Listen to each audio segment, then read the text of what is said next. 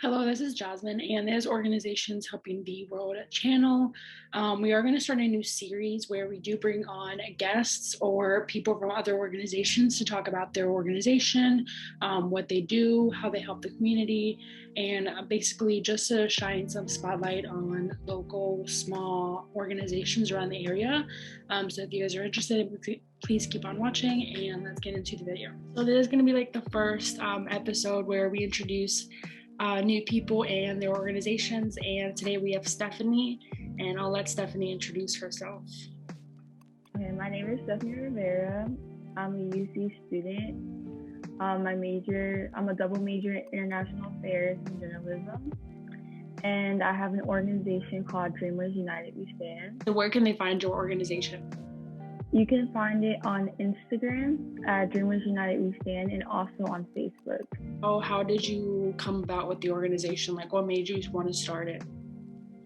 Yeah, so I always knew immigration was like a huge issue, but I didn't really know a whole lot about it.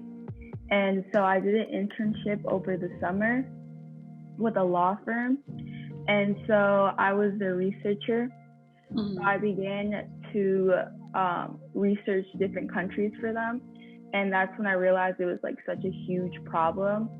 And then with Trump being our president at the time, I started becoming like updated with like what he's doing for the undocumented people. I started watching documentaries on Netflix for it. And then that's when I realized it became like a huge problem. So that's how like this organization came about, was for people to realize like what the issue was, because I felt like not a lot of people were aware of what was actually going on. And I was gonna say, like, what made you want to start an organization to like even begin with? So one of my majors is journalism. So this blog was like, it was something like I could contribute my skills from what I'm learning in school onto this blog.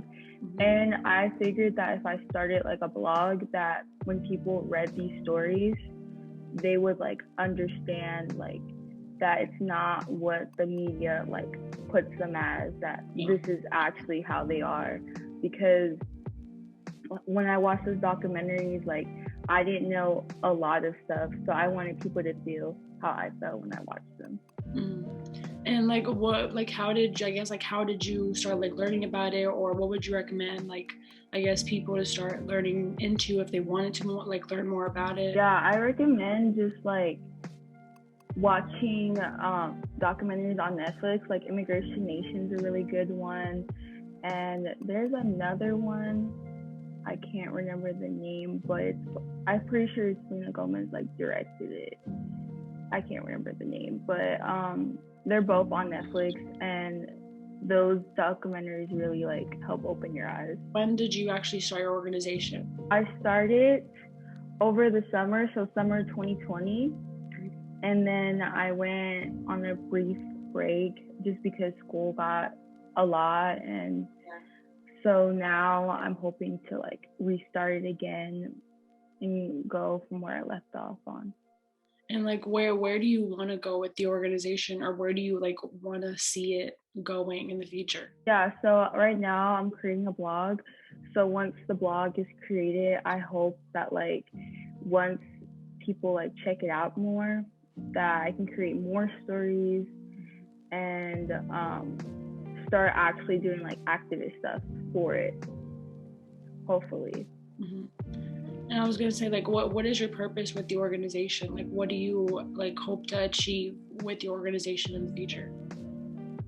So I hope to achieve that like people will like recognize their privilege and try to help undocumented people. That's what I hope to achieve. That it becomes more aware. Yeah. That it like creates a movement. Mm-hmm. And I was gonna say, like, I guess like what are you doing with the organization right now, or how can people like learn something from your organization? Yeah, so right now I'm creating a blog, but you can go on my Instagram, on my organization's Instagram, and kind of just check it out until I can get that blog going. Okay. I have a lot of information on there as well. And I was gonna say, yeah, like what, like with your, I guess your organization on Instagram, like, are you hoping to just like educate more people through your organization on there? Yeah, I'm hoping to educate more people. Actually, I was thinking of like reporting news on there. So like any like updates on the issue, I would just like report. What do you think, like I guess, like what do you feel you've accomplished so far with your organization? I got some people's attention for sure. Hmm. I feel like I've a lot of people have shown support so far for it. Yeah, and I was gonna say, like, I feel like there's not. I mean, at least like local nonprofits, I feel like there's not a lot, like, especially for like um immigration, because like that's what I was noticing. Like, I kept reaching out to different organizations to volunteer, and like there was not a lot. Like, there's Free Store Food Bank, which is like for food, but then Matthew Ministries was for, I guess, like third world countries, but there was like not a lot for immigration because I wanted to volunteer and do something, but I was like, there's not a lot. And you're like the only person I know that has like a local, like non, I guess, profit organization for immigration. So it's really, really good that you even like did that, because I feel like you are reaching an audience that doesn't have as many resources, especially in Cincinnati. So I feel like in Cincinnati there's not a lot, but if I agree. yeah. That was a thing too that like made me realize like something like when I was doing that like internship for that law firm, like I was the only Hispanic, and so these lawyers, they were white, and so they didn't speak a whole lot of Spanish. So when I translated one time for them, the dude that was like that had his case, like he was very iffy. Like he asked me if he could trust these people, and so since I was like one of his like own like people, I was like, yeah, you can. And so he immediately like started trusting me and like giving me his information. Oh, So I feel like there's also like it's also like different. I feel like it's different when you have like your own people. yeah. Like I feel like it hits differently. Yeah. Like you kind of sense like I don't know like Yeah, because you, like, I don't know. I mean, to me it seems like, I don't know, like to me it's just like it's almost like our family, just because like I know that I have family that don't have papers. It's like almost like when something does happen to them, you're like, oh shit, like that could have been my family. But that's what I was gonna ask right. you. Like, do you feel like with that, like there was like a lot of language barriers that sometimes that they didn't help the people? I feel like there was definitely that language barrier there.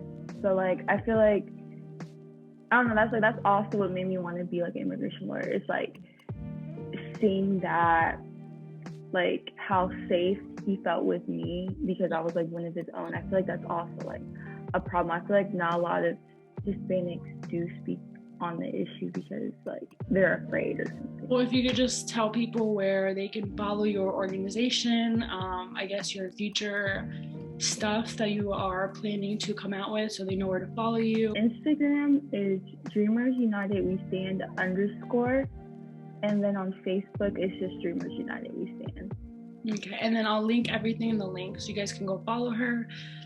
But I think that was it for today's little discussion series, and then hopefully you can come back on in the future when you do have your blog so people can follow that and follow you more. Yeah, for sure. Thank you for having me.